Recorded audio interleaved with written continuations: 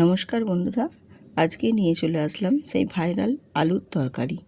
আপনারা তো অনেকেই অনেক রকমভাবে বানিয়েছেন, কিন্তু আজকে আমি যেভাবে বানাবো একেবারে কম তেল মশলা দিয়ে ভীষণ সুন্দরভাবে, যেটা খেতে অসাধারণ লাগবে। আপনারা অনেকেই অনেক রকমভাবে বানিয়েছেন আমি জানি, কিন্তু আজকে আমি যেভাবে বানাবো আমার সাথে বা আমার সঙ্গে থেকে পুরো ভিডিওটা দেখুন। পুরো ভিডিও জুড়ে রয়েছে টিপ অ্যান্ড স্টিপ, অনেক ভেতরে সুন্দর সুন্দর, যেটা স্কিপ করে দেখলে কিন্তু মিস করে যাবেন, বুঝতে পারবেন না আজকের রেসিপিটি আমি কিভাবে বানিয়ে নিচ্ছি। পুরো ভিডিও জুড়ে আমার সাথে থাকুন, তাহলে বুঝতে পারবেন কম তেল মশলার সাথেও যে এত সুন্দর রেসিপি বানানো যায়, সেটাই আজকে আপনাদের সাথে শেয়ার করছি। তো চলুন পুরো ভিডিও জুড়ে আমার সাথে, আর পুরো রেসিপিটি দেখে আমার সাথে সঙ্গে থেকে যাবেন এবং ভিডিওটিতে লাইক দিয়ে একটি শেয়ার করে দেবেন। আমি এখানে 2 পিস বড় বড় আলু প্রথমেই আগে ভাপিয়ে নিয়েছি, আর এটা কিন্তু সামান্য একটু নুন দিয়ে ভাপ তুলে নিয়েছিলাম। আলুগুলোকে বেশ সুন্দর করে সেদ্ধ করে নিয়েছি, দেখুন, আশা করি দেখলেই বুঝতে পারছেন। আর আলুগুলোর এবার আমি খোসাটাকে ছাড়িয়ে নিয়ে তারপর আলুগুলোকে ছোট্ট ছোট করে কিউব করে কেটে নিচ্ছি একটা ছুরির সাহায্যে। এই রকমভাবে আলুটাকে একটু ভাপিয়ে নিয়ে তারপর ছুরি দিয়ে সুন্দর করে কেটে রেডি করে নিলাম। এবারে আলুগুলোকে একটা সাইডে রেখে দেব। তারপর চলে আসব গ্যাসেতে একটা কড়াই বসিয়ে দিয়েছি, আর দিয়েছি একেবারে অল্প পরিমাণেই কিন্তু তেল দিয়ে, তেলটা একটু ভালো মতো গরম করে নেব। তেলটা গরম হয়ে আসলেই দিয়ে দেবো ওর মধ্যে গোটা গরম মশলা, গোটা জিরে, আর দেব একটা তেজপাতা দিয়ে খুব ভালো করে একটু ভাজা ভাজা করে নেব বেশ ফোড়নটাকে। আপনারা যদি চান এখানে তেলের পরিমাণটা বাড়িয়ে নিতে, তাহলে কিন্তু বাড়িয়ে নিতে পারেন, কিন্তু আমি আজকে কম তেল মশলা দিয়েই আপনাদের বানিয়ে দেখাবো এই সুন্দর ভাইরাল আলুর তরকারিটি। এরপর ফোড়নটা যখন ভাজা হয়ে আসবে, তখন এখানে আমি দিয়ে দেব কিছুটা কারি পাতা, আর কারি পাতা দিয়েই আজকে আমি আলুর তরকারিটি আপনাদের সাথে শেয়ার করছি।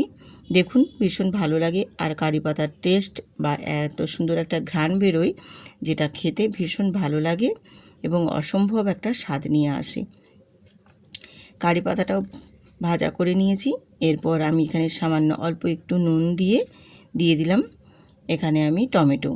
তো অবশ্য সামান্য আমি এখানে নুন দিইনি, নুনটা কিন্তু একটু পরিমাণ মতোই দেখে দিয়েছি।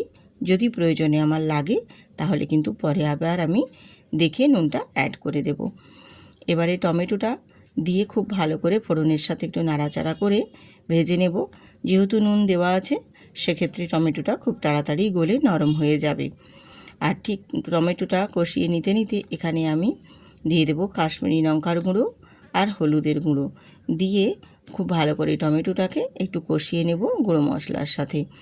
এইভাবে একটু কষিয়ে নিলে টমেটোটাও দেখো খুব কুইকভাবে কিন্তু তাড়াতাড়ি নরম হয়ে যাবে, আর এই রেসিপির কালারটাও ভীষণ সুন্দর আসবে।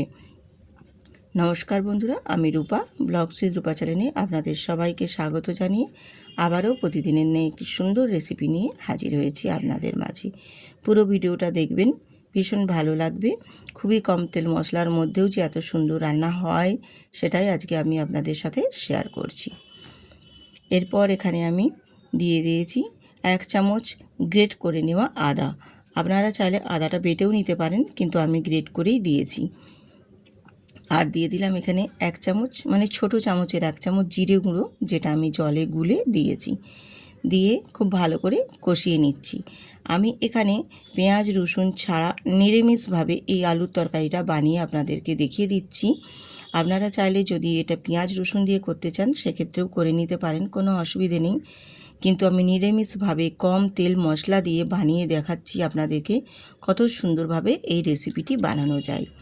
তো আমি এখানে মশলাটা কষিয়ে নিতে নিতে এখানে 1 মুঠো আমি ছোলার ডাল ভিজিয়ে দিয়েছিলাম, সেই ছোলার ডালটা এখানে অ্যাড করে দিলাম। এখানে আমি শুধুই আলুর তরকারি রান্না করে আপনাদের দেখাবো, কিন্তু আমার মনে হলো এখানে ছোলার ডাল দুটো দিয়ে দিলে টেস্টটা আরও সুন্দর আসবে এবং খেতেও ভালো লাগবে, এই কারণে আমি এটা দিয়েছি। এটা পুরোই অপশনাল, তোমরা নাও দিতে পারো, কোনো অসুবিধে নেই। দিয়ে দুটো ঝালের জন্য কাঁচা লঙ্কা দিয়েছি, আর কাঁচা লঙ্কাগুলোকে একটু চিড়ে দিয়েছি মধ্যিখান থেকে। দিয়ে ছোলার ডালটার সাথে মশলাটাকে বেশ ভালো করে একটু কষিয়ে নিয়ে অল্প একটু সামান্য জল দিয়ে একটু ঢেকে দেব। তাহলে ছোলার ডালগুলো বেশ আস্তে আস্তে সেদ্ধ হবে। যেহেতু আমি ভিজিয়ে রেখেছি, খুব বেশিক্ষণ সময় লাগবে না, সেদ্ধ হয়ে যাবে খুবই তাড়াতাড়ির মধ্যে। আমি এটা ঢেকে রেখে দিয়েছিলাম 1 থেকে 2 মিনিটের মতো। ঢেকে দেওয়ার কারণে জলটা অনেকটা পরিমাণেই শুকনো শুকনো হয়ে গেছে। তো আর একটু নাড়াচাড়া করে শুকনো শুকনো করে নিয়ে এবারে ওর মধ্যে আমি দিয়ে দেব যে কিউব করে কেটে রেখেছিলাম আলুগুলো, সেই আলুগুলো আমি এখানে দিয়ে দিলাম। দিয়ে আলুটাও খুব ভালো করে কষিয়ে নিতে হবে মশলার সাথে। আলুটাকে মশলার সাথে এই রকমভাবে একটু কষিয়ে নিলে তাহলে মশলাটা আলুর মধ্যে খুব ভালোভাবে কিন্তু ভেতরে ঢুকবে আর সুন্দরভাবে আলুটা কষানো হবে। আর কিন্তু আলাদা করে আলুটাকে তেলের মধ্যে ভেজে কষিয়ে নেওয়ার কোনো প্রয়োজন পড়বে না, একই সাথে সুন্দর করে কষানো হবে। এত সুন্দরভাবে কষানো হয়ে যাবে আলুটা, আর মশলাটাও সুন্দরভাবে কষানো হয়ে যাবে, যাতে করে আলুরও কাঁচা আদার কাঁচা গন্ধটাও চলে যাবে আর আলুটাও সুন্দরভাবে কষানো হয়ে আলুর ভেতরে তেল মশলা সব ভেতরে ঢুকবে, নুনটাও ভেতরে ঢুকবে খুব ভালো মতো, আর আলুর স্বাদগুলো বা টেস্টটাও ভীষণ সুন্দর আসবে। আর এইভাবে কষাতে কষাতে আমার ছোলার ডালটাও কিন্তু বেশ সুন্দরভাবে অনেকটা পরিমাণে সেদ্ধ হয়ে যাবে। এই রকমভাবে দেখো বেশ শুকনো শুকনো করে একদম গায়ে মাখা মাখা হয়ে গেছে, বেশ কষিয়ে নিয়েছি।